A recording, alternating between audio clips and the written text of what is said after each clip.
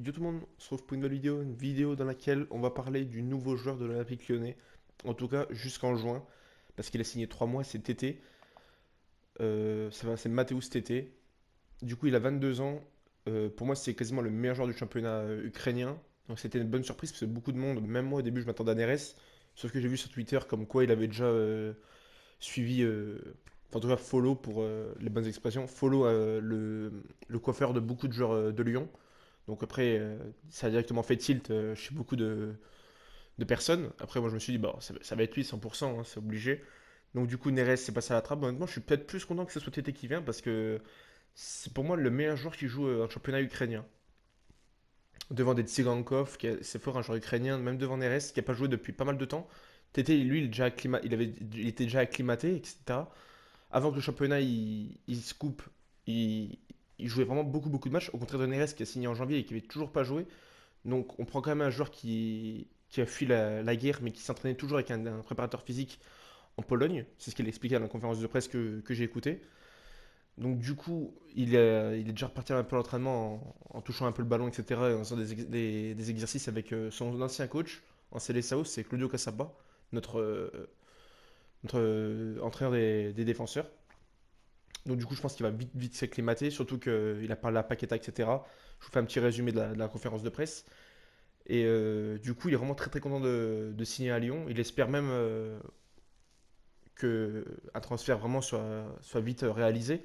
Après, ça va être une opération, je pense, conséquente, parce qu'il avait signé au Shakhtar pour 15 millions il y a 3 ans.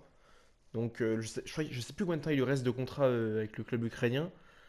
Même que Ponceau, il cherche encore à faire un bon deal.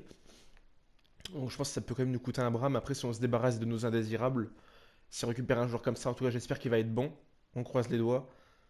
Ça peut vraiment être une très bonne recrue. Surtout que maintenant, au poste d'ailier droit, on a Fèvre et Tété, donc deux profils un petit peu différents. L'autre c'est vraiment très rapide, que Fèvre c'est plus technique. Après, je dis pas que Tété n'est pas technique, il est vraiment technique, mais un qui est vraiment très percutant, que Fèvre c'est un peu un Paqueta, avec pas toutes les qualités de Paqueta, mais je sais pas comment vous dire, un peu milieu offensif, donc ça il va beaucoup repiquer. J'ai l'impression que Tété c'est plus un profil à la PP, je sais pas si vous voyez ce que je veux dire. Un mec qui a vraiment percuté vraiment très rapidement. Il a aussi des bonnes qualités de finition. Il a un bon pied droit aussi, à ce qui paraît. Tu vois, c'est ce qu'a dit Bruno Chéroux, pardon. Donc vraiment, je suis vraiment très hype par lui. J'ai vraiment hâte de voir ses matchs à l'Olympique Lyonnais. Et j'espère qu'il va nous aider surtout en Europa League, hein, parce qu'on va pas se cacher, c'est l'objectif numéro un. Donc vraiment, bienvenue à Tété. J'espère qu'il va faire rêver un peu les supporters lyonnais par son style brésilien, toute sa technique. Vraiment, j'espère vraiment qu'il va faire un bon passage à Lyon et que l'aventure va se poursuivre pour les années qui arrivent. Ensuite, vraiment, la vidéo c'était vraiment autour de TT, mais je vais parler aussi un petit peu d'autres choses que j'ai lues dans la presse.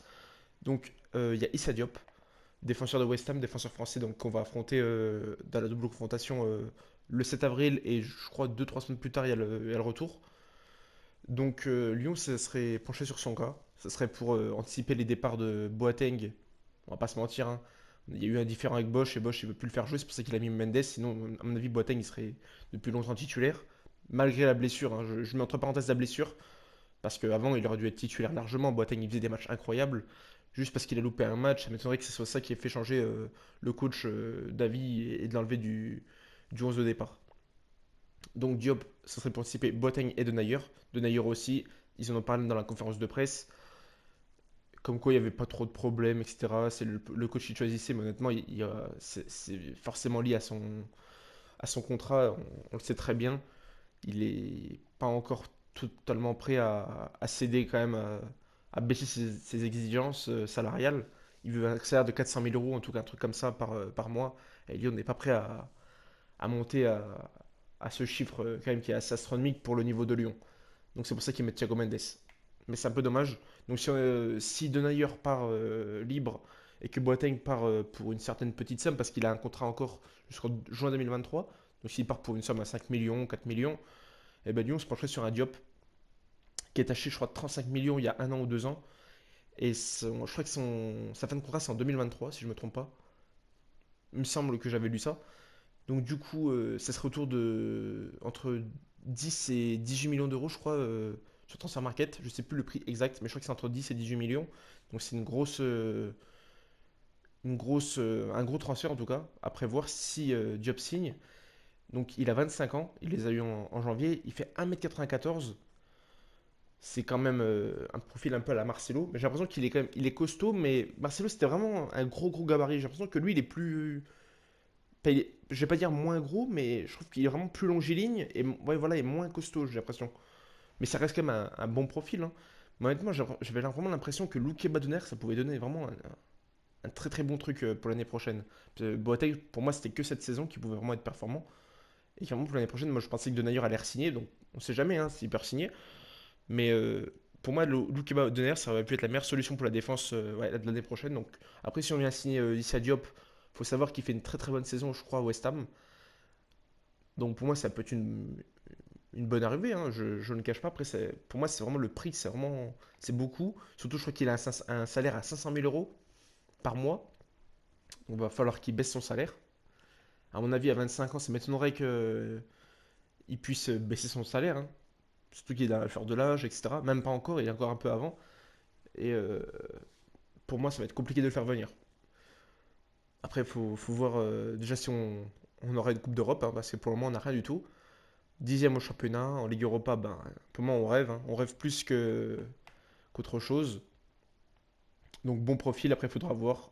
J'en reparlerai quand le championnat sera terminé, ainsi que la Coupe d'Europe. Je crois avoir fait le tour, les gars. Je crois que ouais, l'actualité, c'était TT. Très très bonne venue, je suis très très content. Et Diop, c'était la petite info rumeur mercato pour remplacer Denayer et Boateng. Donc, dites-moi dans les commentaires pour clôturer cette vidéo ce que vous pensez de l'arrivée de TT. Si vous êtes content, pas content, vous vouliez un autre joueur ou pas. Aussi pour la rumeur de Diop, je sais pas si vous l'avez vu. En tout cas, si je vous l'apprends, dites-moi dans les commentaires aussi votre avis. Est-ce que vous êtes content qu'il vienne? Est-ce que vous voulez que Denayer re-signe? Est-ce que vous voulez que Boateng rejoue? Dites-moi tout ça en commentaire. N'hésitez pas aussi à vous abonner, à liker, à partager, à commenter. Ça fait toujours très très plaisir. Ciao les gars.